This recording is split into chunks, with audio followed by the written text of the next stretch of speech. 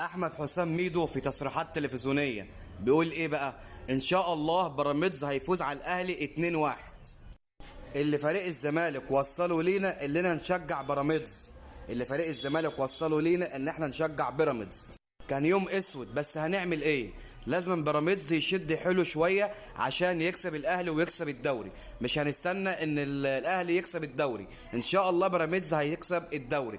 ده كلام احمد حسام ميدو.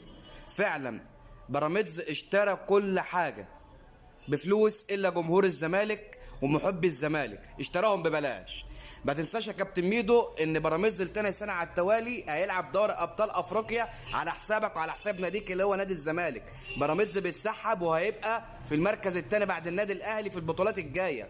الزمالك مش هيعرف ينافس حتى على المركز الثالث والرابع لان بيراميدز معاه فلوس. انت كده في الضياع. مبروك يا كابتن ميدو.